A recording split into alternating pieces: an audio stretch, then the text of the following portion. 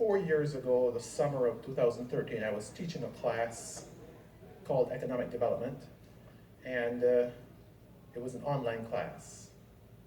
So I thought, since the students can't see me, maybe they should hear me. And I made some audio recordings, and in order to turn an MP3 into an MP4, you have to put a picture there. So I started out. Then I decided that if I can take my laptop and put it in front of my desktop, I could make movies, and then get a shish kebab skewer and point to stuff, and I made a few videos. At the end of the semester, it was a 7-week semester. Here at Oakland, we have a short summer semester. At the end of the semester, the videos had about 9 views. There were 18 students. They kept thinking, what a waste of time. We use Moodle as our platform, and I checked Moodle, and only 3 students had actually clicked on any of the videos I'd made. So I wasted my entire summer, late at night, making videos for my students, who chose to read the book instead. Are you sure? I'm not sure. So I decided to toss the first video I made up on YouTube. And currently it's being viewed in about 200 countries. And it's the leading video on that particular topic. It's economic development, third world economies, obscure topic. So when you're at 25,000 views on an obscure topic, I feel pretty good. 2 years later, I decided to throw another one of the videos I've made up on YouTube, and that is also about 25,000 views. And I decided to do some analysis to see what was happening. So even though I started about 4 years ago with loading stuff to YouTube, the second product only went up 2 years ago. So I have 2 full years of data, well, 2.5 years of data, approximately. And I wanted to look and see what the data were telling me. Beyond my academic channel, I also have a social channel. In my other life, I'm a preacher, teacher on Sundays, and I record stuff and I put it up on YouTube. So that's where most of the content that I have is, because I'm afraid to put my academic stuff in the public domain because I don't like when people give it a thumbs down. And they don't seem to give as many thumbs down to the religious stuff, so I don't mind playing around with that. So what you will see if you have a copy of the page that John so kindly passed out, you'll see some tables that show you the results of where my analysis has gone. I'll start with the abstract that I presented. I made this abstract up at 11:55 the night when they were due, and I kept thinking, there's no way I'll honor this abstract because I'm not sure where I'm going. So I begged Diane to allow me to revise it, and I think she did. We examined viewing times for a 2-year period for academic and non-academic videos uploaded to YouTube. The data for content uploaded prior to 2016 are delineated by mode of viewing, computer views versus mobile phone views, and show, firstly, general declines in viewing times over the 2-year period, and secondly, a relative shift toward mobile phone viewing. Analyzing the data by viewing times in different regions of the world suggests that the viewing patterns identified above, shorter viewing times, and a switch towards mobile phone viewing, are robust. Alternative explanations are offered for shorter viewing times for both the academic and non-academic video content. I also had intended to discuss the implications for future production of academic video content. Most of what I said I want to do is still a work in progress, so I need your help. They gave me a clicker, so let's see how this works. I'll spend a couple of minutes giving you an idea of what the data look like. These are 4 academic videos that I've uploaded, and you can see 2 of them go back beyond March of 2015, and 2 are more recent. But you can see here an academic pattern, that when there's a midterm or final exam, the video will peak, and otherwise it will trough. Right now we're going into the summer, so you see the fall off. Nobody's in school, nobody's watching academic content, so that's not surprising. The blue line represents one of the more popular video topics in economic development. So the 2 more popular topics in the beginning of a course are what is called the Lewis model and the Harrod-Domar model. So the red line and the blue line represent topics that come early in the development course, chapter 3 and chapter 4. And you see that those are the ones that have the highest demand over time. The other two topics are week 8 or week 9, week 10, so there'll be less demand because students kind of gotten past the first midterm, and you would not get as much demand rolling into the final as you would before the first midterm. These are video views on my social page, my non-academic page. On the previous page, could you explain what the y-axis means? The number of views, thank you. So what I did was I created a 28-day window, 4 Mondays, 4 Tuesdays, 4 Wednesdays, 4 Thursdays. So that it's a moving window of how many views appear in that 28-day window. Every day YouTube will tell you, as one of the options, the views in the last 28 days. So I took the data every single day for the past 2 years, and I plotted the charts. So what you see there are the number of views a particular video got within the last 28 days as of that date. So I went up to last night. Well, the data are for June 20th. So since May 25th to June 20th, the Lewis model has 800 views in that 28-day window. Quickly, the social graph shows you more of what I call a Facebook effect. If someone links, I'm not a Facebooker, but if someone links to one of the things I have, and all of their friends watch it, it'll get a lot of views, and then it'll tail off and never come back. Because apparently with Facebook, once you get past that screen, that date, it's in the history, and therefore it never comes back. So you see something. There are a couple of videos here that did not make it to Facebook, and they start out very low, and I'll show you a little bit more where they're going. So the two at the bottom, all 4 of these, none of these 4 videos made it to Facebook. So I'm glad to separate the Facebook effect and say, well, it is not that. There's another platform driving the demand. Because apparently with Facebook, and I don't know, if you scroll over a video, it starts to play and it counts as a view, but no one actually viewed it, so it's gaming of the system. So these don't get to be gamed, I guess. So these are, Addington, can you tell me what the different models are? the Lewis model basically says that if you move people from rural to urban area, the country will grow faster. The Howard-Domar model says you need foreign capital to come in, or capital to come into the country to help the country to grow. The Harris-Todaro model H2 says that when you move people to the urban area, sometimes they don't get a job, and they end up unemployed. And the ISLM model is a macroeconomics model that talks about monetary policy and fiscal policy. Okay, So they come at different places in the course. all right. And, okay, since you asked, I was at a conference in London, and I had my camera with me, and I recorded 2 songs. One was called Boundless, and the other was some Hawaiian women dancing. The one that's called Worship was these Hawaiian women dancing. And that is getting more views than the other one, which was a song that opened the conference, the flag raising ceremony, and the song that was with that.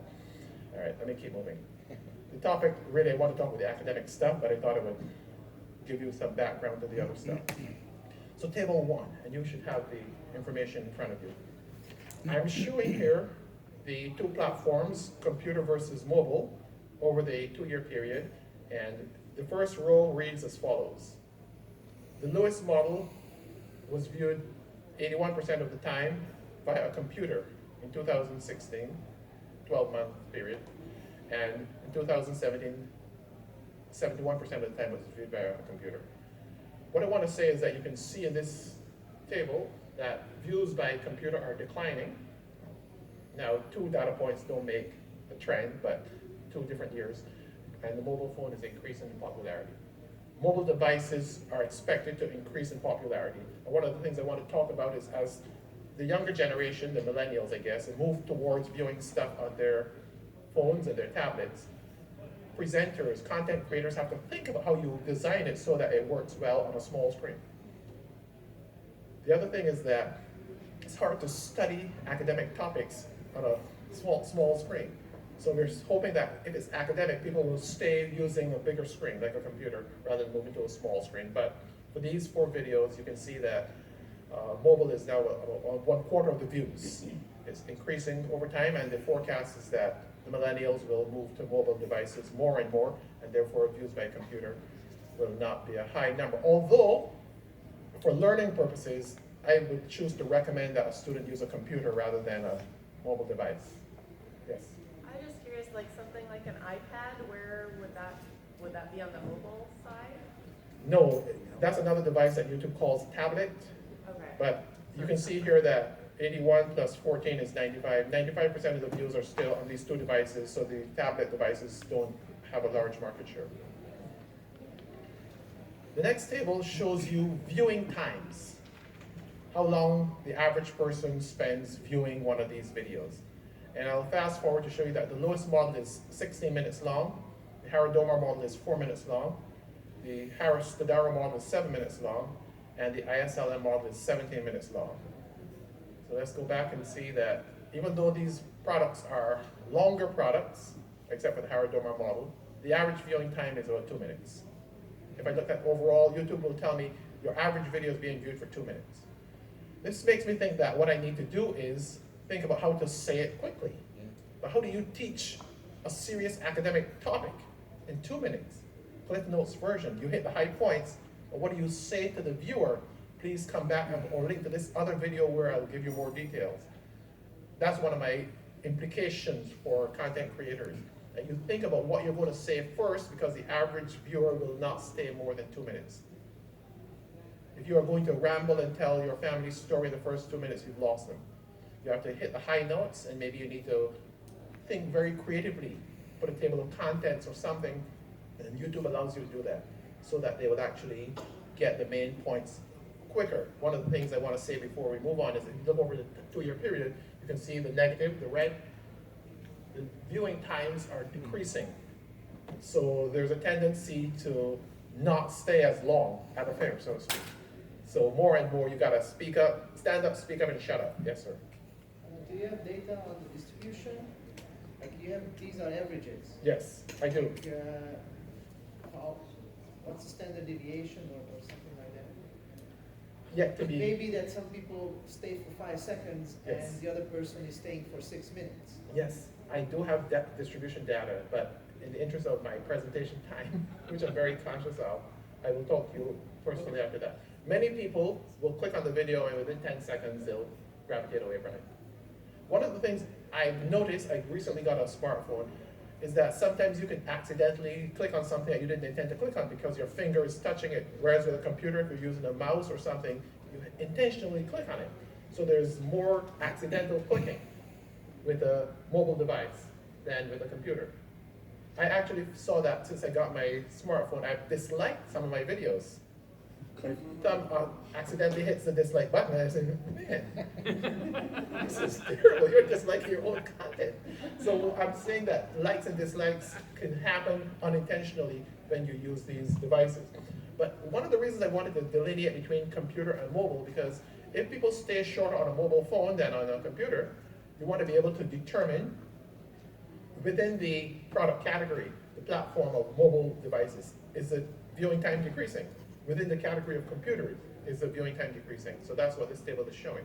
It's showing you that the viewing time is decreasing for all of the products across the 2 years, across devices. That is interesting in and of itself, and I wish I had more than 20 minutes. I hope that all of the interruptions add to my time. So here's my view of the lowest model alone. And what I did is I broke out the data. YouTube is very generous. If you are a content creator, they will give you more data than you can analyze. So I know every single country. If you click on one of my videos, a green bar shows up on my data page, telling me someone using an iPhone just clicked on the lowest model. Immediately, as you click on it, I get the information. So sometimes I send stuff out to people, and I know they don't watch it, because not only are the views at 0, but it will tell me how long they watch it too. It's 40 minutes long, they watch for 2 minutes, and say, yeah, I saw it. And I think, yeah, right. So I question my own integrity if I send stuff out and then go back to check if people watch it.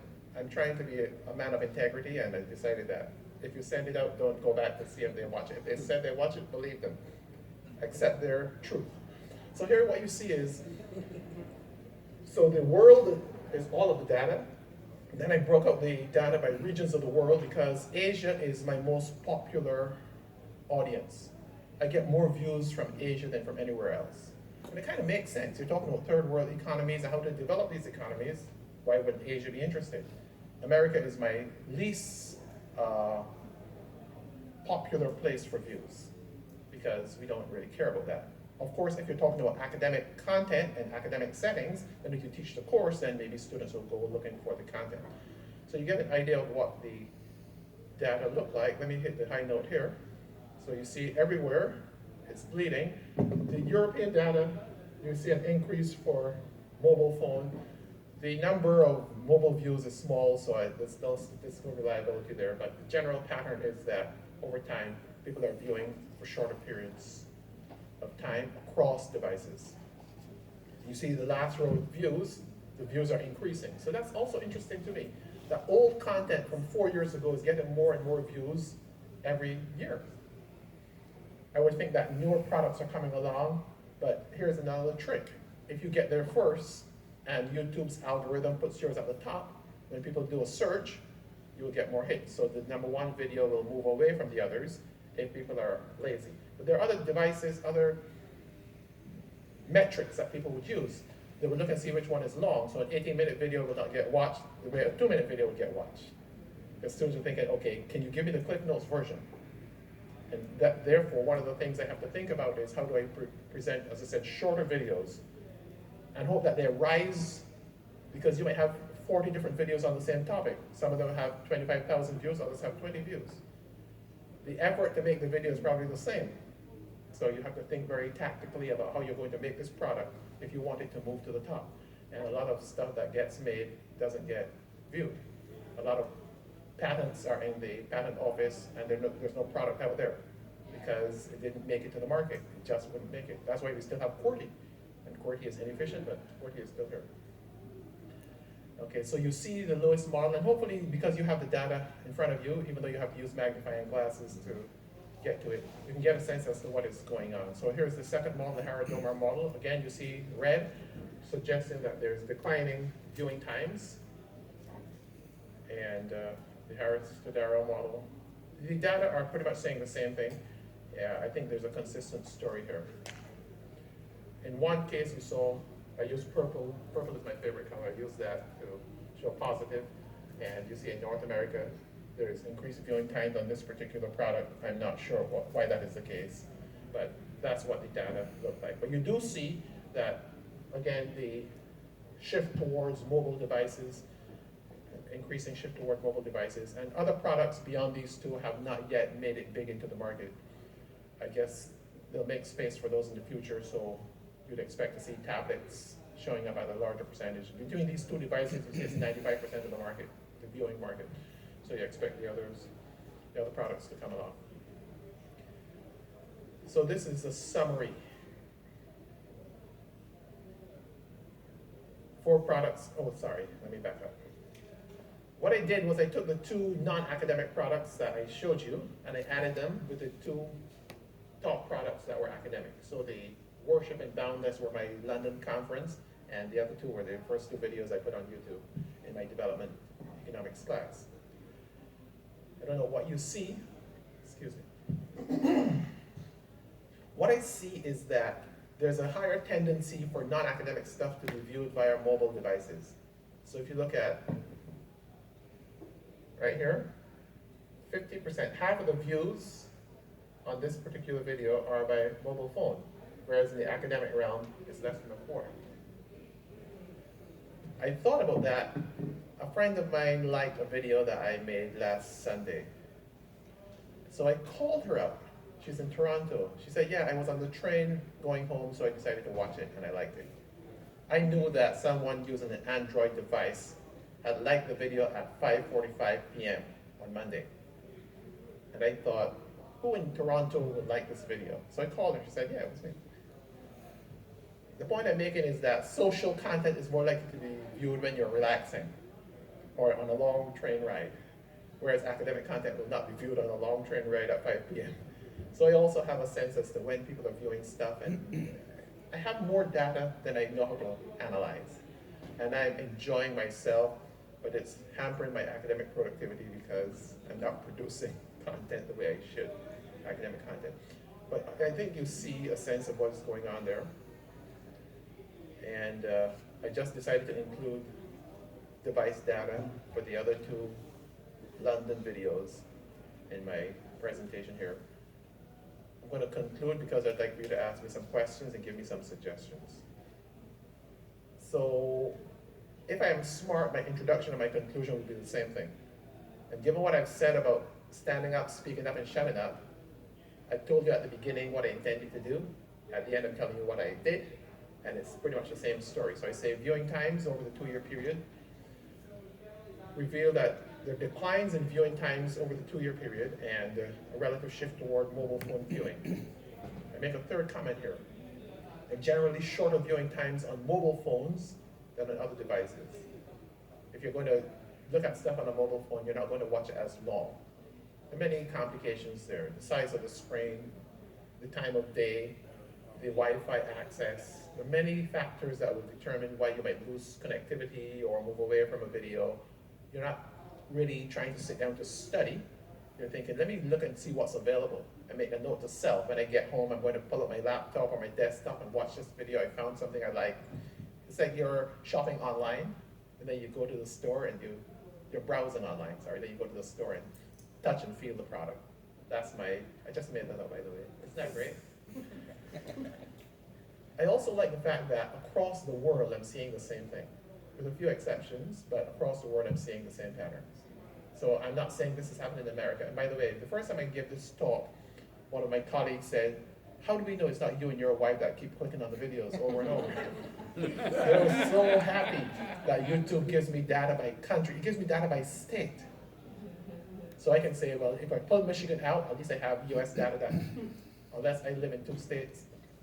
Of course, one of the downsides is that if you have internet access, mobile Wi-Fi access, your provider might be in Ohio, and therefore it will show up as Ohio. The view will show up as Ohio.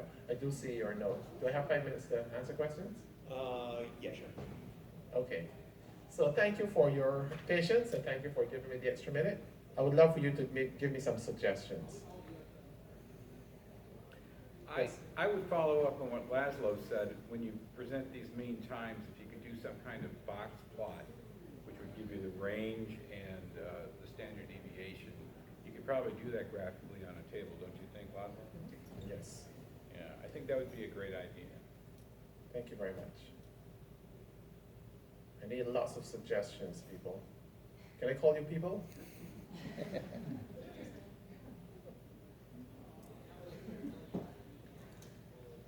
Yes, sir. Do you know how much, so on each of those 4 videos, do you know how many quote-unquote competitors you have? Like, so for each model, is there 100 videos on that model, or is there only 4, of which point you would be the most popular, which would get the most views, length of time, etc.? Because I spend so much time on the internet, I know every competitor and every product. Is there a way to know, at least get a ballpark feel for that, I guess? I have never disliked their content, though. Okay. Yes, I'm trying to do an analysis to see how the views are distributed over every month. Okay. So I try to go to a site which will tell me what their current level of views is without clicking on the video. Okay. So I have a table Right. where I watch to see that mine aren't growing as fast as they could, and I can't do anything about it. I don't want to influence the data. I want to be as scientific as possible to see, well, here's what's happening, and to back off because at some point YouTube will be obsolete, and this will just have been an experiment. YouTube will be the cassette player or the MP3. Technology will come along and you'll have something cuter, and therefore nobody will be watching these things in the future. Plus they'll be dated. There'll be no point in watching old video when you have sexier content out there. Yes. Addington, do you have any idea of those people who are viewing your videos, how many are actually students in academic programs or other folks who are just interested? YouTube gives me gender and age demographics, which is scary. So if you have used a device that somehow knows your age, and I think with big data, they're pulling all of the information together, everything they have about you, and creating a profile of you. So I can see when I view a video, it shows up as male, 55 to 64. If my wife views it, no, I'm not go there. If another friend views it. So there's some videos, for example, the worship video is viewed by young girls, 13 to 19. It's dancing. And it says predominantly viewed by young girls in the Californias or the Hawaiian areas or the Polynesian islands or New Zealand. I can tell you that. So I do have some demographic data, but I can't say if it's academic. For the academic content, I can't imagine my grandmother caring about the Harrison or Ramon. But I can see that the age profile is the age demographic that's college, 19 to 24. And most of my academic stuff is viewed by males. 2/3 of the views are males. And I understand that economics is still pretty much seen as a male-oriented field. But the dancing videos, almost all of the views are by females. Males aren't watching the dancing video. Last great question for me. Please? Helen knows it. Yes. Do you know what search terms will bring up each of your videos? So I've done an analysis and I know the top 10 search strings that people type in.